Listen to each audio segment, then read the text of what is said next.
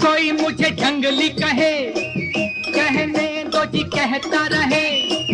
हम कभी कहा जंगली तो कभी कहा जानवर, पर जब इनका अंदाज देखा तो सभी के मुंह से निकला, तुम सा कोई नहीं सुपरस्टार। आसमान से आया फरिश्ता, प्यार का सबक सिखलाने दिल में। ऐसे सुपरस्टार जिन्हें बॉलीवुड के जानबाज भी कहा जाता था, उन्होंने फिल्मों में अपने झलकदार अभिनय और आधुनिक गानों के जलवे से लोगों के दिलों को मोह लिया था। फूलों की महक, कांटों की चुभन, तुझे देख के कहता। उनके नृत्यात्मक अभिनय की वजह से उन्हें भारतीय एल्विस के रूप में भी जाना जाता था। लाल चढ़ी मैदान खड़ी। उनके अभिनय ने उन्हें केवल भारत में ही नहीं बल्कि पूरी दुनिया में प्रसिद्ध कर दिया था। उनके जबरदस्त डांस मूव्स, वायलेट वॉइस और विशेष तरीके के अभिनय ने उन्हें फिल्म इंडस्ट्री में एक अलग पहचान दी थी। अय्या करूं मैं क्या सुकु सुकु, अय्या करूं मैं क्या। अब तक तो आप समझ ही गए होंगे कि हम किन के बारे में बात करने जा रहे हैं। जी हाँ दोस्तों, आज हम बात करने जा रहे हैं शम्मी कपूर के जीवन, करियर और उनकी सफलता के बारे में। पलक में झूठा गुस्सा बंद, पलक में प्यार जीना भी।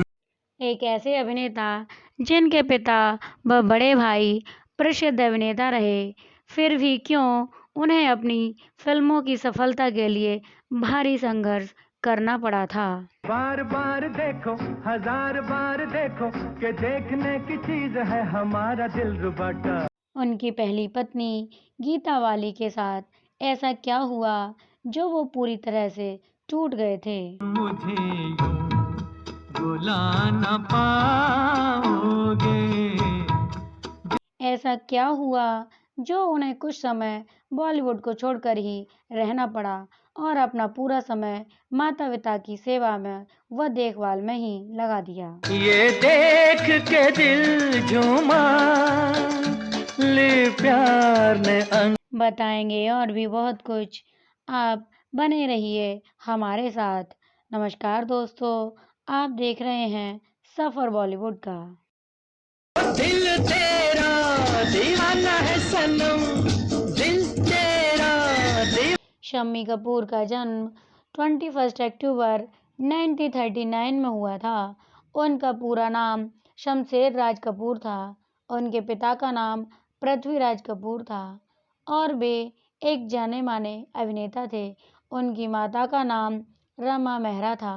शम्मी कपूर का बचपन दरअसल पेशावर में गुजरा और उसके बाद उनके पिता थिएटर कंपनी के साथ कलकत्ते आ गए, जहां वे शम्मी कपूर की शुरुआती पढ़ाई पूरी हुई। ये चांद सा रोशन चेहरा, जुल्फों का रंग सुनहरा, ये झील सी नीली आंखें। ये वो वक्त था जब पृथ्वीराज कपूर साहब थिएटर के लिए काम करते थे और अक्सर नाटकों में बच्चों के किरदार के लिए शम्मी कपूर को समय समय पर बुलाया जाता था। रात को शो करते और सुबह स्कूल जाते तो उनकी आंखें चढ़ी चढ़ी रहती और पढ़ाई में भी मन नहीं लगता था। उनकी टीचर ने गुस्से में आकर उनसे कहा, कल अपने पापा को लेकर स्कूल आना। पृथ्वीराज कपूर तो शूटिंग और थिएटर में व्यस्त रहते थे, तो उनके बड़े भाई स्कूल गए। वहां उनकी टीचर ने आओ देखा ना ताव और लगी थिएटर की बुराई करने। राज कपूर साहब शम्मी को बैग उठाकर वहां से ले आए। कहाँ जा रहे हो, हमें साथ ले लो जहाँ। दूसरे स्कूल में उनका एडमिशन तो हुआ, लेकिन उनका मन सिर्फ एक्टिंग में ही था और ये बात साफ हो गई थी कि कपूर खानदान सिर्फ एक्टिंग के लिए ही बना है। कलकत्ते के बाद ये पहुंचे मुंबई, जहां पे सेंट जोसेफ बडाला में इनकी पढ़ाई और फिर डॉन बॉस्को स्कूल इन्हें भेज दिया गया। हालांकि मैट्रिकुलेशन इन्होंने न्यू एरा से की थी। झूमता मौसम मस्त महीना, चांद सी गोरी एक हसीना। सम्मी साहब दरअसल शुरुआती दौर में एक्टर बनना नहीं चाहते थे, वे एरोनॉटिकल इंजीनियर बनना चाहते थे। धीरे धीरे ये समझ आ गया कि एरोनॉटिकल इंजीनियर बनना इनके बस की बात नहीं और ये तो सिर्फ थिएटर के लिए ही बने हैं। और फिर क्या था, पृथ्वी थिएटर में इन्होंने काम करना शुरू कर। धीरे धीरे इन्होंने अपना रुख फिल्मों की ओर भी किया। शुरुआती दौर बड़ा अजब रहा। सभी ने कहा ये तो राज कपूर को कॉपी करता है। सम्मी साहब की फिल्मों में हीरोइनें ज़्यादा मजबूत नहीं थीं, चाहे वो रेल का डिब्बा रही हो या फिर नकाब। फिर वो वक्त आया जब सम्मी साहब ने अपना पूरा स्टाइल ही बदल डाला, अपनी मूछें हटा दी, बाल डिफरेंट कट के किए और मॉडर्न कपड़े पहन के फिल्म आई तुम सा नहीं देखा। इसके बाद शम्मी कपूर ने कभी पलट के नहीं देखा। तुम सा नहीं देखा जबरदस्त हिट साबित हुई। बदन पे सितारे लपेटे हुए तो जान तमन। इसी बीच सम्मी साहब की जिंदगी में गीता वाली आई। सम्मी साहब गीता वाली पर रीझ गए। सम्मी साहब गीता वाली से कहते रहे कि मुझे शादी करनी है, पर वो इनकार करती रहीं। फिर वो घड़ी आई जब अंधेरी रात थी और सम्मी साहब ने कहा, गीता जी मुझे आपसे शादी करनी है। गीता जी ने कहा, मैं शादी तो करूँगी लेकिन अभी और इसी वक्त नहीं तो फिर कभी नहीं होगी। रात बहुत गहरी थी, कोई मंदिर भी नहीं खुला था, इसीलिए सुबह 4 बजे तक का इंतज़ार किया गया। जब मंदिर खुले और दोनों ने शादी की, इन दोनों ने शादी की, तब इनके पास सिंदूर नहीं था, तो गीता जी ने अपने पर्स से लिपस्टिक निकाली और सम्मी साहब ने उस लिपस्टिक से ही इनकी मांग भर दी और इस तरह से इनके शादीशुदा जीवन की शुरुआत हुई। आजकल तेरे मेरे प्यार के चर्चे हर जबान पर, सबको मालूम है। इस शादी से इन्हें 2 बच्चे हुए, बेटी कंचन और बेटा आदित्य। एक तरफ शम्मी कपूर का डांसिंग स्टाइल जोरों शोरों पर था, जिस तरह की दीवानगी का प्रदर्शन उन्होंने किया और कोई एक्टर नहीं कर पा रहा था, लिहाजा शम्मी कपूर बन गए एक अनोखे स्टार। उनके साथ कई नई हीरोइनों ने काम किया, वो चाहे शर्मिला टैगोर रही हों या सायरा बानो, आशा पारेख रही हों या रायश्री, उन्होंने हर किसी के साथ नया अभिनय किया। शम्मी साहब का ये मानना था कि नई हीरोइंस के साथ काम करना ज़रा आसान रहता है। तेरी नीली नीली आँखों के दिल पे तेरे चल गए। शम्मी साहब का करियर परवान चढ़ चुका था, हर तरफ इन्हीं का जलवा था। तभी इनकी जिंदगी में इन्हें एक ऐसा झटका लगा जिसने सब कुछ हिलाकर रख दिया। इनकी बीवी गीता वाली स्मॉल पॉक्स के कारण ये दुनिया छोड़कर चली गईं। साल था 1965 और शम्मी कपूर पूरी तरह से गम में डूब गए थे। जब मोहब्बत जवान होती है। साल 1969 में वो घड़ी आई जब शम्मी साहब की जिंदगी में नीला देवी ने कदम रखा। नीला देवी के साथ इनकी दूसरी शादी हुई और इन्हें जिंदगी जीने का एक नया मकसद मिल गया।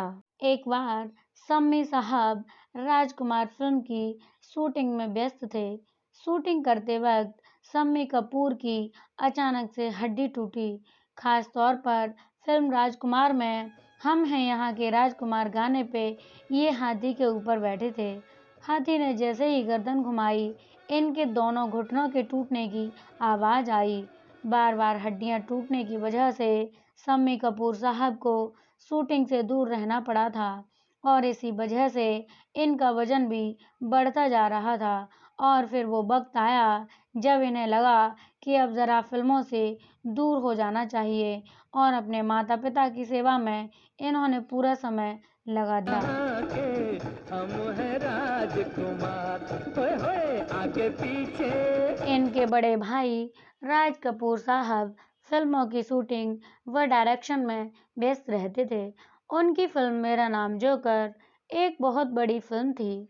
उन्होंने अपनी सारी कमाई लगाकर ये फिल्म बनाई, मगर फिल्म ने जबरदस्त झटका दिया और वो बॉबी फिल्म की शूटिंग में व्यस्त हो गए। उनके छोटे भाई शशि कपूर भी सुबह शाम सिर्फ शूटिंग में ही व्यस्त रहते थे और ये वो वक्त था जब शम्मी कपूर ने ठान लिया था कि वो अब अपने माँ-बाप को वक्त देंगे। निगाहों निगाहों में जादू चलाना मेरी जान। उनके माँ-बाप के गुजरने के बाद शम्मी साहब ने कुछ समय फिल्म डायरेक्टिंग में लगाया। उनकी फिल्म बंडलबाज रही हो या फिर मनोरंजन, इनको कोई भूल नहीं सकता। डायरेक्शन के बाद इन्होंने कहा कि अब वो एक्टिंग ही करेंगे और बतौर कैरेक्टर एक्टर इन्होंने फिल्मों में काम जारी रखा। शम्मी साहब ने हमेशा ये कहा कि मेरी असली आवाज़ मोहम्मद रफ़ी साहब की है और वही रहेगी। रफ़ी साहब ने इनके लिए ज़बरदस्त हिट गाने गाए थे। आजा आए बहार दिल है बेकरार। शम्मी साहब अंत तक बड़े जिंदा दिल इंसान रहे। मीडिया के साथ इंटरव्यू की बात हो या फिर पब्लिक फंक्शंस में नजर आने की, किसी न किसी तरीके से वो पहुंच ही जाते थे। भले ही हफ्ते में उन्हें 2 बार डायलिसिस के लिए जाना होता था, पर शम्मी साहब ने इसका कभी गम नहीं किया और 14 अगस्त 2011 को वो घड़ी आई जब शम्मी साहब ये दुनिया छोड़कर चले गए। अपने जबरदस्त अभिनय के लिए उन्हें कई बार अवार्ड्स से नवाजा गया। Best actor for Brahmachari, best supporting actor for विधाता। शम्मी साहब सही मायनों में वो अभिनेता रहे जिन्होंने थिएटर, ब्लैक एंड वाइट और सिनेमा, कलर्ड सिनेमा का सुपर स्टारडम देखा और कैरेक्टर आर्टिस्ट की मजबूती सब कुछ देखा। यकीनन भारतीय सिनेमा के इतिहास में शम्मी कपूर साहब का नाम हमेशा गर्व से लिया जाएगा।